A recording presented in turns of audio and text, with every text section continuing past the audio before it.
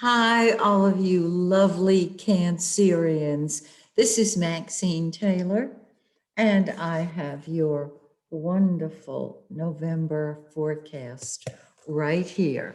So let's talk about what's going on this month in your solar chart. Okay, I'm going to start up here with Mars, the red planet. Mars is action and energy. And wherever it is, that's what comes first to us. That's what we throw ourselves into. That's what we fight with and fight for. It's in your 10th house of your career and your public image. And now is the time to throw yourself into your career, to look for that advancement, that promotion.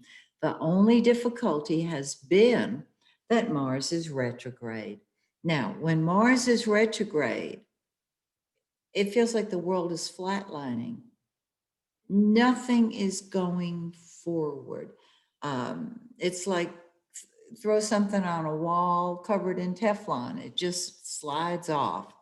Um, we have to wait until Mars comes out of retrograde, which it will do on the 13th. Now it's going to stay in the shadow of the retrograde until the first week of January.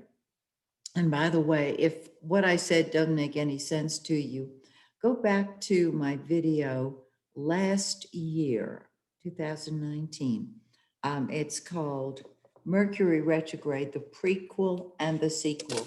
It explains the shadow of the retrograde. Well, it's true for Mars as well.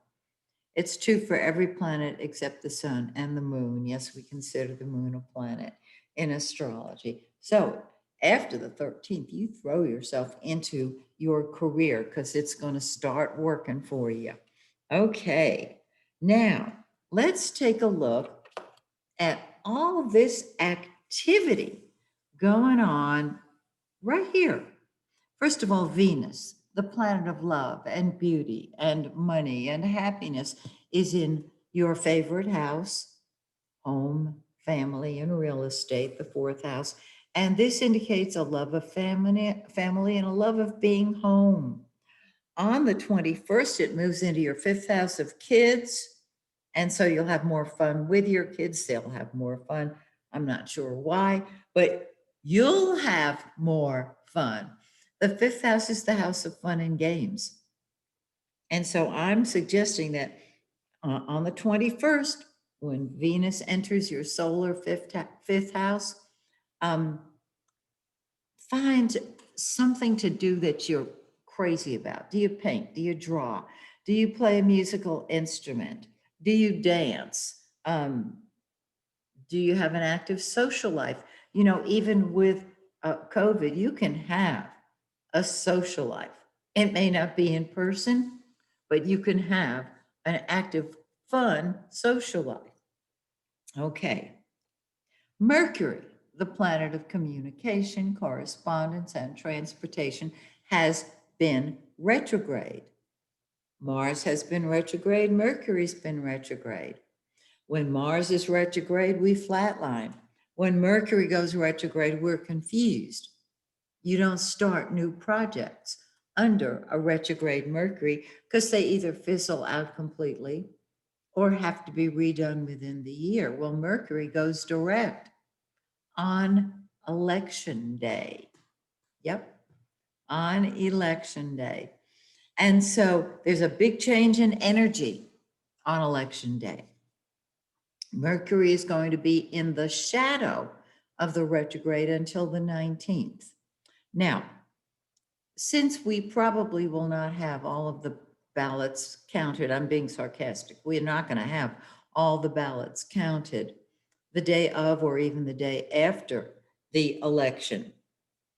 We may have to wait until the 19th when Mercury comes out of the shadow of the retrograde. So we start off with Mercury in your fourth house, talking to family members, thinking about your home, what you're going to do around your home. Venus in the fourth house, beautifying your home. And on the 10th, it moves into your fifth house of fun, and you're saying, I got to find some new hobbies and things that interest me. And then on the 21st, Venus brings love and beauty and happiness to that arena. The sun, the center of our solar system, is in the fifth house. It's been in the fifth house. So you've been ready to play, haven't you? You've been playing. And either your children or your pets have been the center of your life. Your hobbies have been the center of your life. Good. On the 21st, the same day that Venus moves into your fifth house of kids and fun and games, the sun moves into your sixth house.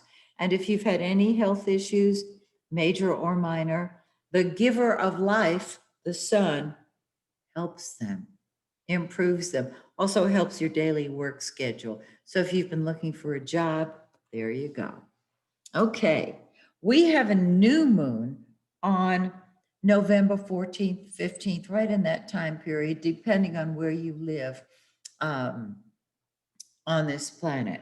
The new moon is when energy starts flowing, and it's in your fifth house. So it's time to party. Find 23 Scorpio in your birth chart.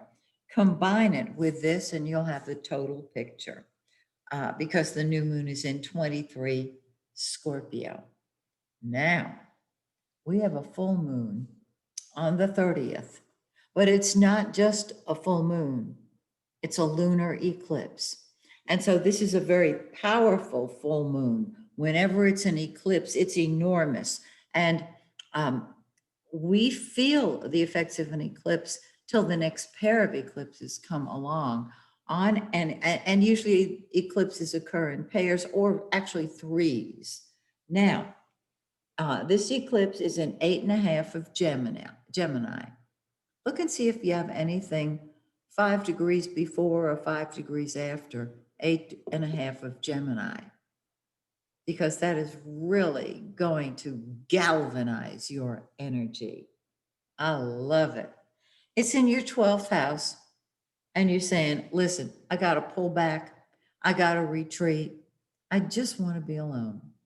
I want to meditate. I want my privacy and my solitude. So, this is really helpful because you're going to be focused on moving upward in your career, improving your job, enjoying your family, and partying. And that new moon at mid-month encourages you to party. By the end of the month, you're saying, I got to recover from that. So that's the way November looks. Join me next month when once again I take a look at your forecast. Till then, may the stars shine brightly on you and yours.